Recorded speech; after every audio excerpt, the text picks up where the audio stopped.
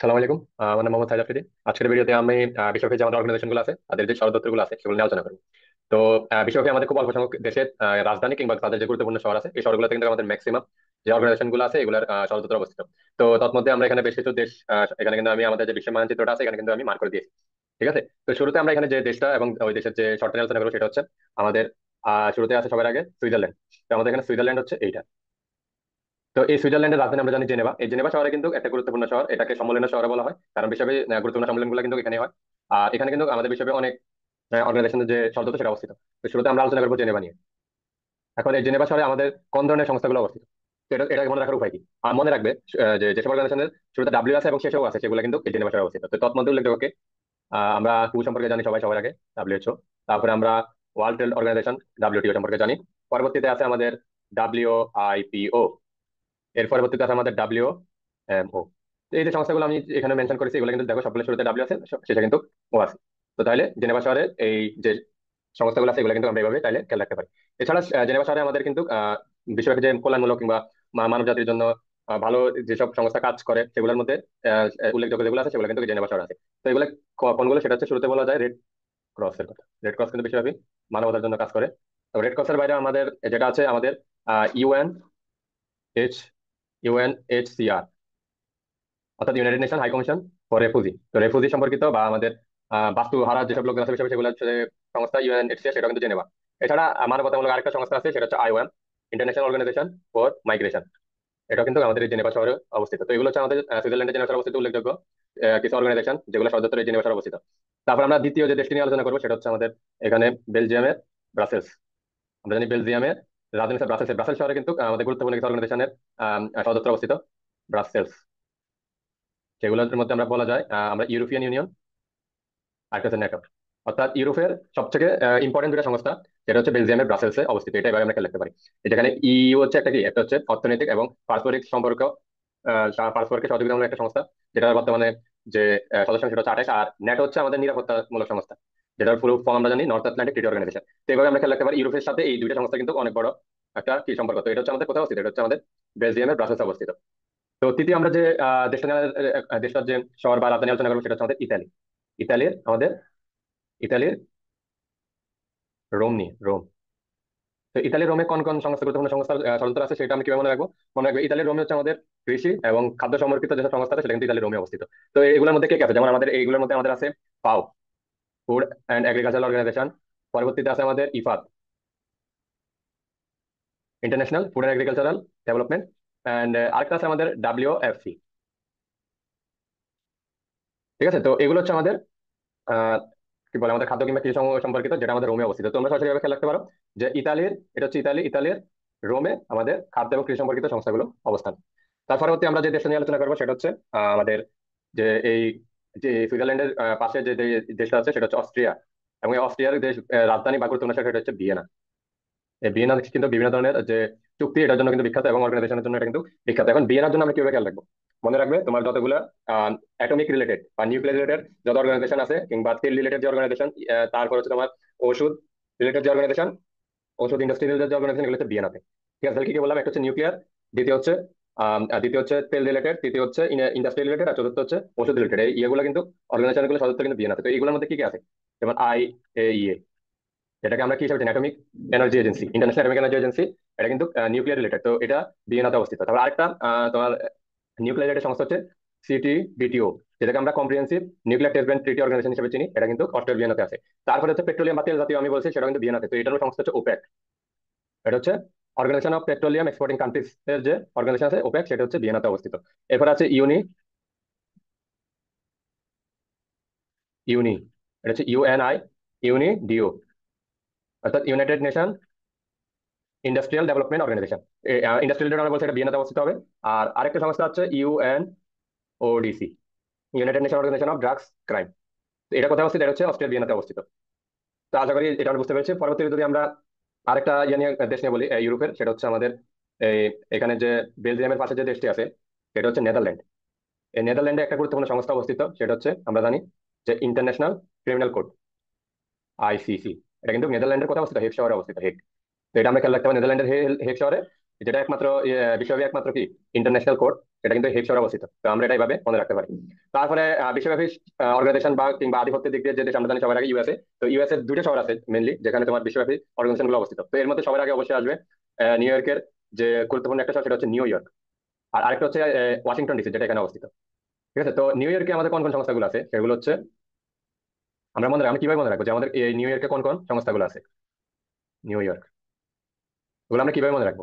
তো নিউ ইয়র্কে যে সংস্থাগুলো আছে এগুলো মনে রাখার উপায় হচ্ছে আমরা মনে রাখবো যে ইউনাইটেড নেশন সবার আগে ইউএন, যে সংস্থাগুলো আগে ইউএন আছে তার কিন্তু বেশিরভাগ, সবগুলো না, তার কিন্তু বেশিরভাগ হচ্ছে কোথায়? এই নিউ ইয়র্কে অবস্থিত। যেমন এর আগে আমরা এখানে ইউনিডো, ইউনিডিসি এগুলো কিন্তু আমরা এখানে উল্লেখ করেছি।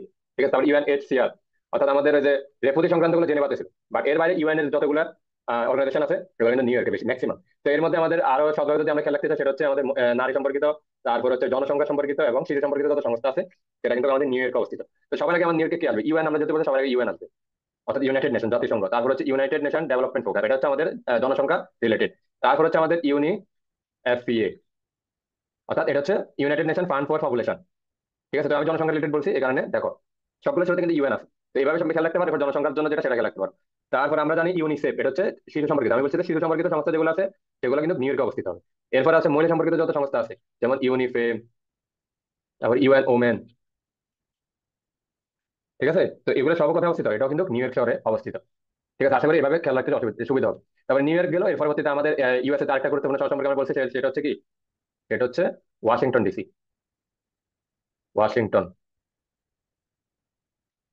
ওয়াশিংটন। তো এই ওয়াশিংটন ডিসিতে আমাদের কোন অর্গানাইজেশন গুলো সদস্য অবস্থিত? এটা যদি আমরা খেয়াল রাখতে চাই সেটা হচ্ছে আমাদের বিশ্বব্যাপী তোমার অর্থ সম্পর্কিত যত সংস্থা আছে, অর্থের সাথে সম্পর্কিত যত সংস্থা আছে সেগুলো কিন্তু ওয়াশিংটন অবস্থিত। তো এগুলো কোন সংস্থাগুলো?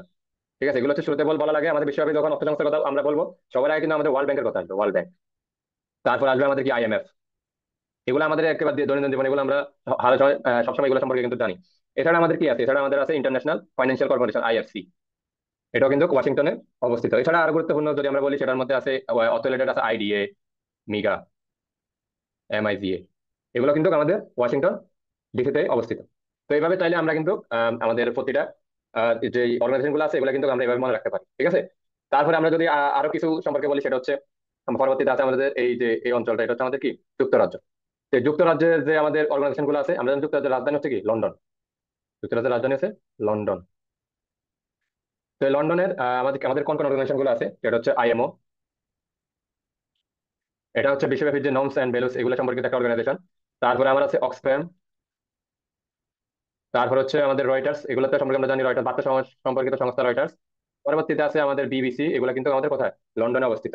তারপর আরেকটা গুরুত্বপূর্ণ হচ্ছে কমনওয়েলথ, CW। এই কমনওয়েলথের এটা কিন্তু লন্ডনে অবস্থিত। তো এইভাবে কিছু আছে এগুলো কিন্তু আমাদের একটু ওই যে ইয়ে মনে রাখতে হবে আর কি। লন্ডনের সম্পর্কিত যেগুলো আছে এগুলো একটু মোটামুটি বুঝা যায়। রয়টার্স, বিবিসি এগুলো কিন্তু আমরা জানি এগুলো লন্ডনে অবস্থিত। অক্সফ্যাম, সিটি, কমনওয়েলথ আমাদের লন্ডনে অবস্থিত। তো এইভাবে চাইলে আমরা এগুলো খেয়াল রাখতে পারি। এছাড়া বাংলাদেশ রিলেটেড যদি আমরা আলোচনা করি, বাংলাদেশ রিলেটেড বাংলাদেশও কিন্তু বেশ কিছু সংস্থা, উল্লেখযোগ্য সংস্থার কিন্তু সদর দপ্তর অবস্থিত। ঠিক আছে, তো সেগুলো কোনগুলো সেগুলো আমরা এক নজরে দেখিনি। সেটা হচ্ছে শুরুতে যদি আমরা উল্লেখ করি সবার আগে আছে আমাদের বিমস্টেক। বিমস্টেক, তারপর আমাদের রয়েছে CIRDAP। এই সংস্থাগুলো সদর দপ্তর কিন্তু বাংলাদেশের ঢাকায় অবস্থিত। তারপর আমাদের আরো আরো উল্লেখযোগ্য মধ্যে হচ্ছে IRG, এবং আরেকটা আছে আমাদের SAIG। তো এগুলো সদর দপ্তর হচ্ছে বাংলাদেশে অবস্থিত। এছাড়া আরেকটা দেশ আছে এখানে, আমরা সৌদি আরবের কথা যদি বলি, সৌদি আরবে জেদ্দা। ঠিক আছে, সৌদি আরবের একটা গুরুত্বপূর্ণ শহর হচ্ছে জেদ্দা। এই জেদ্দায় আমাদের যে ইসলামিক রাষ্ট্রগুলোকে নিয়ে গঠিত যে সংস্থা OIC, Islamic organization of Islamic countries, সেটা কিন্তু এই জেদ্দায় অবস্থিত। ঠিক আছে, তারপরে IDA, এটা হচ্ছে মুসলিম বিশ্বের আয়ের কল্যাণ যে তহবিল আর কি, সেটা কিন্তু এই জেদ্দায় অবস্থিত। তারপর রিয়াদ, মানে সৌদি আরবের আরেকটা শব্দ রিয়াদ, এই রিয়াদে কিন্তু GCC নামে একটা তোমার সংস্থা আর রয়েছে। ঠিক আছে, এটা হচ্ছে ক্লাইমেট চেঞ্জ রিলেটেড সংস্থা। তো এই হচ্ছে আমাদের ওভারঅল সারা বিশ্বের গুরুত্বপূর্ণ যে অর্গানাইজেশন গুলো সদর দপ্তর আমাদের যেখানে অবস্থিত, গুরুত্বপূর্ণ শহরগুলো যে যে অবস্থানে বা যে যে শহরে বা যে দেশে অবস্থিত, সেগুলোর একটা ওভারঅল ব্রিফ। এছাড়াও আমাদের আহ বিশ্বব্যাপী এমন কিছু সংস্থা আছে যেগুলোর কিন্তু কোনো কি নাই, সদর দপ্তর নাই। তো আমরা চাইলে সেগুলো সম্পর্কে এখানে ছোট করে আলোচনা করে দিতে পারি। সদর দপ্তর নেই এরকম, সদর দপ্তর নেই এরকম সংস্থা, এরকম সংস্থা তাহলে আমাদের কোনগুলো? সদর দপ্তর নাই এরকম সংস্থা হচ্ছে আমাদের শুরুতে আছে আমাদের ন্যাম, নন অ্যালাইন মুভমেন্ট। তারপর হচ্ছে আমাদের G7, গ্রেড 7। তারপর হচ্ছে G20, G77, অর্থাৎ জি রিলেটেড যতগুলো আছে সবগুলোতে কিন্তু কোনো কি নাই, কোনো স্থায়ী সদর দপ্তর নাই। তারপর হচ্ছে ECO, এটার কিন্তু কোনো সদর দপ্তর নাই। এছাড়া আর কয়েকটা হয়তো আছে, বাট ওগুলো তো উল্লেখযোগ্য নয়। এগুলো হচ্ছে মেনলি উল্লেখযোগ্য, যেগুলোর কোনো কি নাই, সদর দপ্তর নাই।